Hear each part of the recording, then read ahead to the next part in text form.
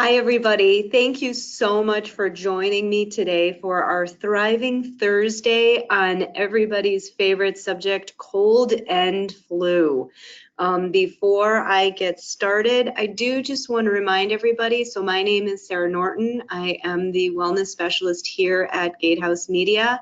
And I am not a medical professional. I am a corporate wellness specialist. So the information that's being provided in this presentation is intended to provide a general overview, but please always remember for specific medical information, just make sure you're checking with your medical providers.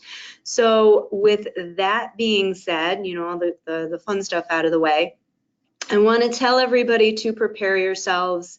Winter is coming, and with that comes cold and flu season, and that is so exciting, I can't even tell you.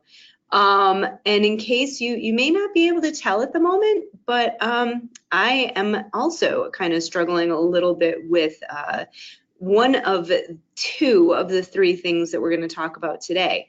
So the reason I say one of the two is yesterday I was kind of reviewing this presentation and I went, I don't know if I'm having allergies or a cold.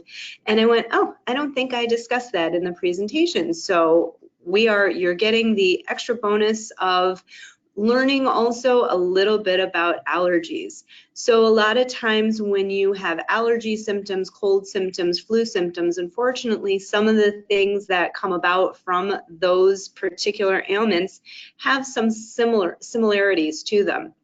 And so what I want to try to do is tell you a little bit about what are the things that kind of differentiate each of these things from the other. You know, that, remember that from Sesame Street, one of these things is not like the other ones.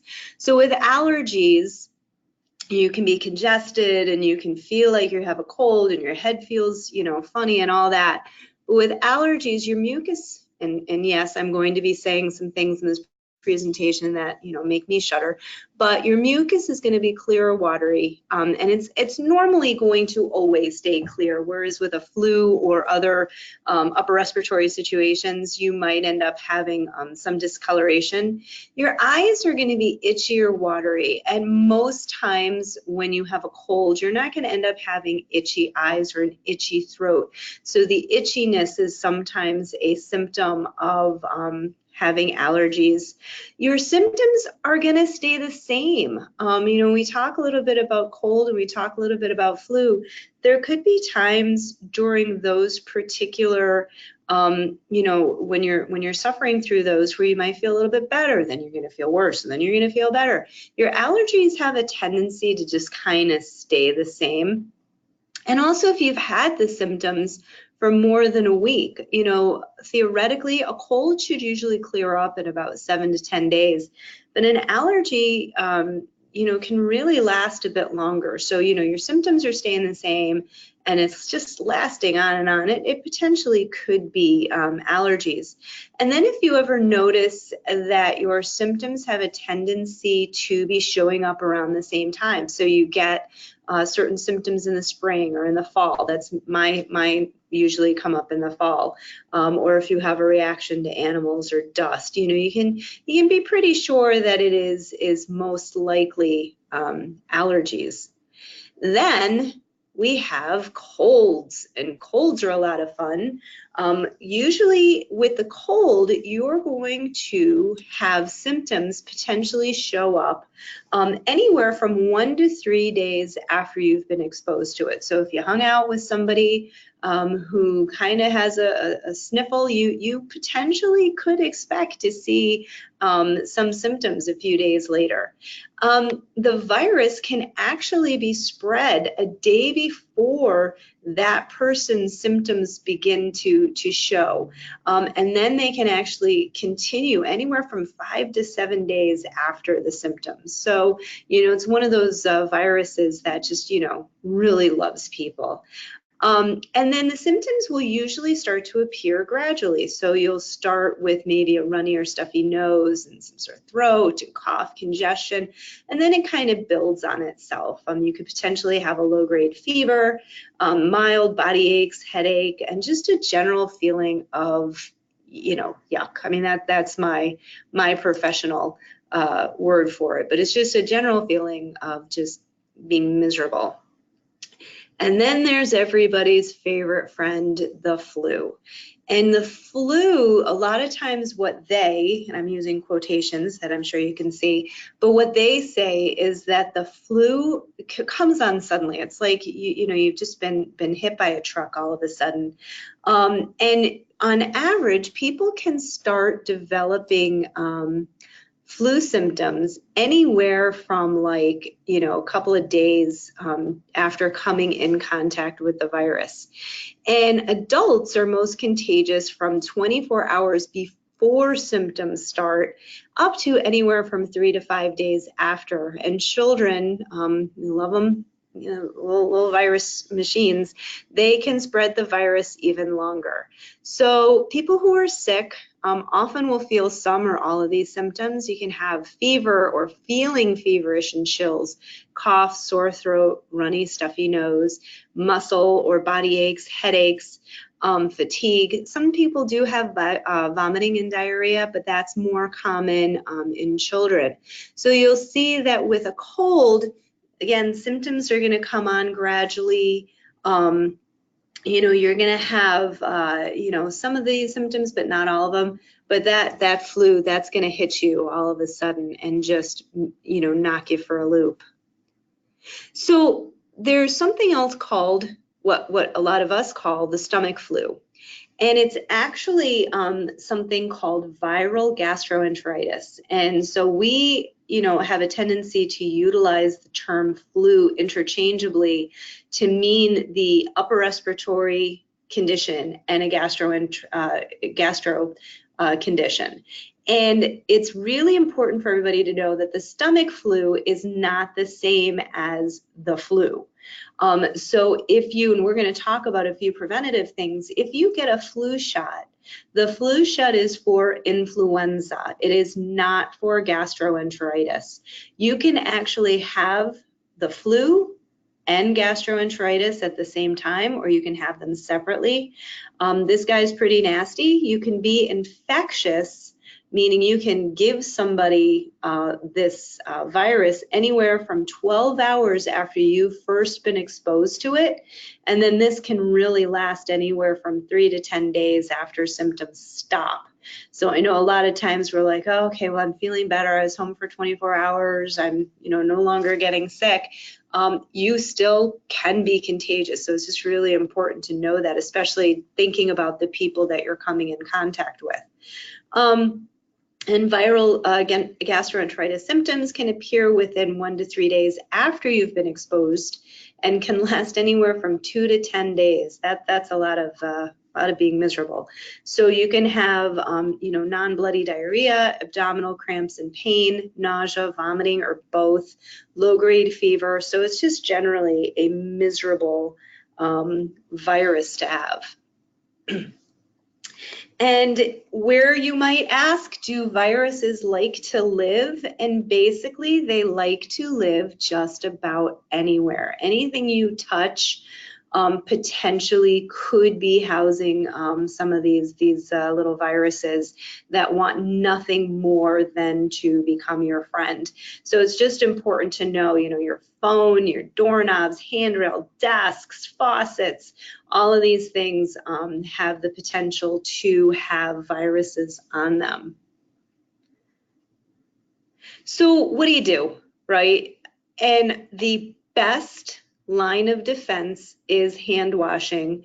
I thought I could go into some sort of spiel about hand washing, but I found this video from the CDC. It's about 1 minute that just kind of briefly goes over hand washing. Avoid sneezing into your hand because you just contaminate them and then spread those germs everywhere. Focus on sneezing into your elbow like this, and then you don't contaminate your hands. Turn on the water, wet your hands, apply a good amount of soap, lather up, and then focus on washing your hands within 20 seconds, about the time it takes to say happy birthday twice. Focus on washing the front of your hands, the back, in between the fingers, around the nails, and so on. And then rinse everything off. Oh, sorry about that. I was checking to see if there were any questions, and I click in the wrong place, so I will fast forward through that. I apologize.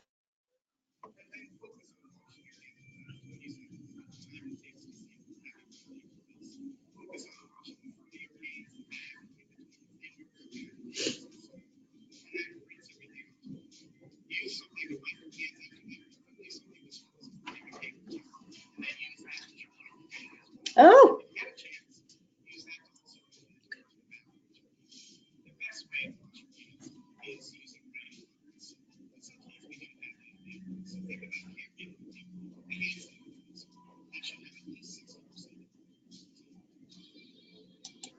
well, that was just disappointing. I apologize. I was just told that the video, you did not get the audio. So I apologize for that. At least, thank goodness it wasn't a extended video, but hopefully you were able to see the closed captioning. So basically, to kind of summarize what the message was in the video, was just making sure that if you are sneezing or coughing, try to do so into your elbow. When you are washing your hands, and washing your hands is truly one of the best defenses, you know, for trying to not get sick and remove some of the viruses. You know, wash your hands, soap and water. I know it seems goofy, but in your head sing happy birthday to me. And you can put my name in, that's fine, for twice, so that, and make sure you're getting all of your hand, get your thumbs, get in between your fingers, get the tips of your fingers, making sure that, you know, any part of your hands you're getting clean. And then the other part of this video that I thought was very, very helpful was the message that soap and water is always going to be preferable. That's always going to be the best line of defense. But obviously, we're not always able to be at a sink to wash our hands. So if you have hand sanitizer, just make sure it's got a 60% alcohol concentration to it, because that tends to be what will help get those viruses better. So another thing that people can do to try to reduce the risk of getting the flu is to get a flu shot. And we're going to talk a little bit more about flu shots in a minute, but it's just important to know that, you know, if you do choose to get a flu shot, it can take about 2 weeks for it to be effective. They, again, in the quotes, recommend that you get your flu shot in the fall, but you can get it really at any time. The flu virus itself is most common in the fall and winter, and has a tendency to peak, you know, sometime between December and February, but really it can last anywhere as late as May. So it's just important to know that, you know, the flu shot is one of those things that really can help. And so what I thought I would do for a couple of minutes is just kind of talk about some flu and flu shot myths. And so hopefully you'll have fun with my mythical creatures that I brought into the presentation, because it's really important to understand what is fact and what is just people's assumptions. And a lot of people are thinking, you know, it's really not a big deal to get the flu. You know, what's the big deal? I get the flu, I feel kind of yucky for a couple of days, and then I move on.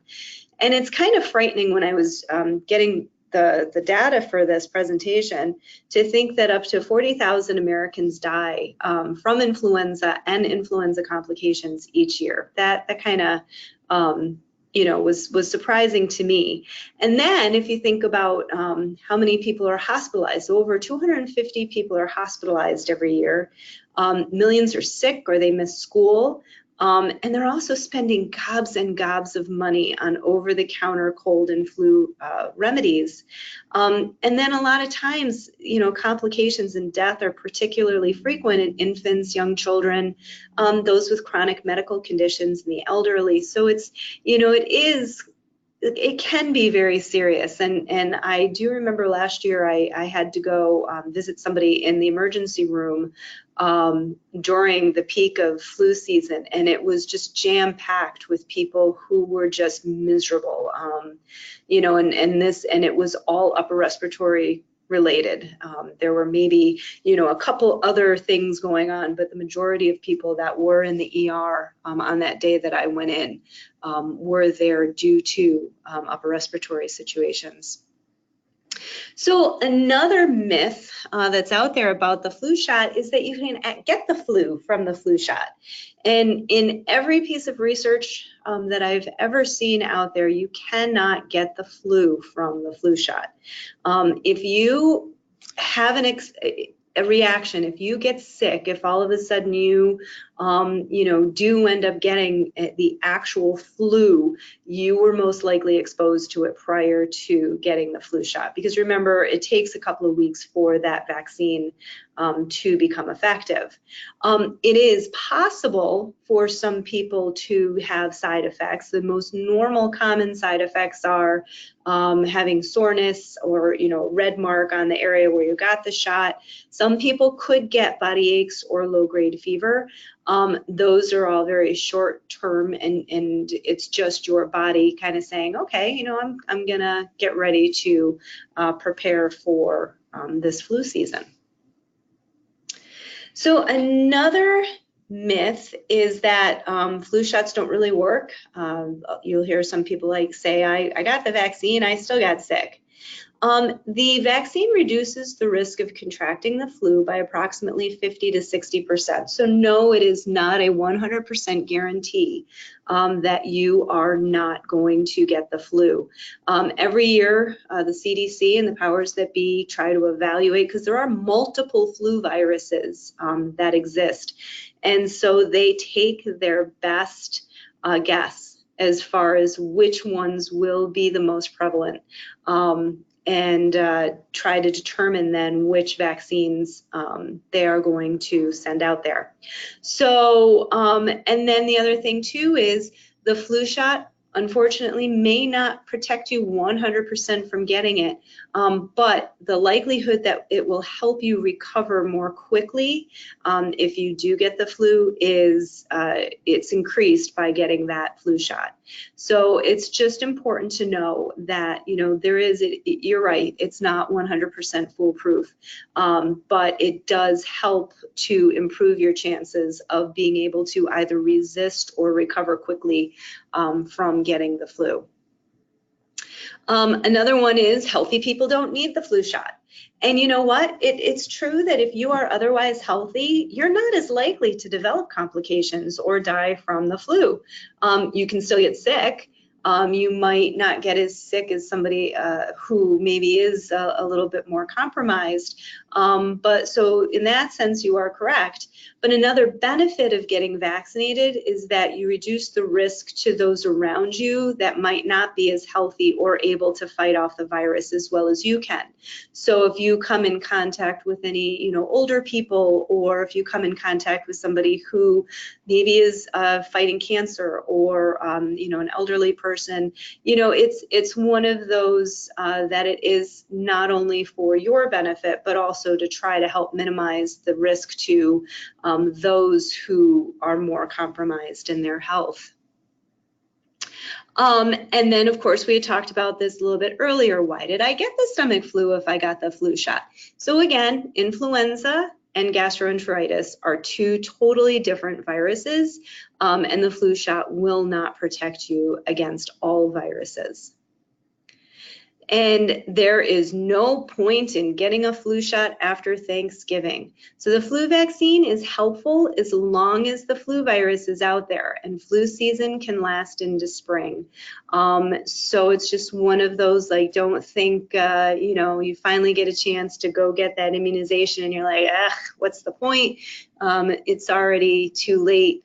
It really isn't too late until after the flu season is passed. So I know this was really a very, very high level overview. One of the things that I had meant to mention earlier is, in addition to hand washing, in addition to using sanitizer, another thing you can do is wipe down the surfaces in your home, at your office. You know, if you travel when you go into a hotel, this is a little neurotic on my part, but I do bring travel wipes with me, and I do Lysol travel wipes, and I'll sanitize pretty much everything in the hotel room, as far as, you know, the remote control and the counters and that sort of thing. I do that when I'm on airplanes as well. I'll wipe down the tray and the you know, the armrests and that sort of thing. So the important thing to remember, though, is when you are looking for items that will kind of kill the viruses, take a look at it. So if you're reading the bottle, you're reading the label, you know, just make sure that it is actually going to do what it is you hope it will do. So something on the front might say, kills 100% of the germs. Yay, that looks great, but is it going to kill the flu virus? Is it going to kill a cold? Is it going to, you know, and it's important to make sure that you're paying attention to that you're not killing maybe some of the good bacteria that's out there, although they shouldn't be lurking on your desk. But the point is, just make sure you are taking an opportunity to read the labels that are on the products that you're going to buy, to make sure that it is actually going to do what it is you want it to do. So, you know, some final pointers, you know, wash your hands often. It's annoying this time of year, especially because, you know, your hands start to feel chapped, and it just, you know, starts to get a bit of a chore. But I would rather have chapped hands and have to put on lotion frequently and not get sick. You know, get the flu shot. Talk to your doctor about whether or not you're a good candidate for the flu shot. Sneeze into your elbow, sneeze or cough. Don't touch your face. This is a habit that a lot of us have, myself included, where we rub our eyes and we, you know, touch our nose and our you know, other parts of our face. And the virus really likes you and is looking for a way to get into your bloodstream. And one of the best ways it likes to do that is through your eyes, your nose, your mouth. So if you catch yourself touching your face, rubbing your eyes, you know, try to work with yourself to remind yourself not to do that. And then I mentioned cleaning and disinfecting the surfaces, but just making sure, again, that the products that you're using are actually doing what it is that you're hoping they're doing. And above all else, get some rest. I know, you know, especially as we enter into this last part of the year, that can be easier said than done, but trying to allow your body to rest and allow your body to work towards healing itself is so huge, as far as staying resistant to getting sick, and then also healing yourself from getting sick. So those are just some really important pointers to keep in mind. So with that, you're all very lucky, because if the other video didn't work, this one's not going to work. And I'm so sad, because I had found this hospital, I think it was somewhere overseas, but anyhow, they did a public service announcement of washing your hands to Baby Shark, and I thought perhaps I would let you all walk away with that, but since it's not, it's unfortunately not going to work. I would like to remind everybody that we have on October 31st, Marla Pelletier is going to be joining us again to do sort of a wrap up of some of the mindfulness you know, videos and webinars that we had earlier in the year. And in the newsletter that I'm going to be sending out, there's going to be an opportunity for you to submit questions to Marla, information that you might like for her to cover. So again, that will be on October 31st. So I would like to thank all of you very much for taking the time to join this presentation today. If you have questions, please don't hesitate to send them to me at ghmwellness@gatehousemedia.com. So again, I hope you all have a wonderful rest of your day, and I will talk to you soon.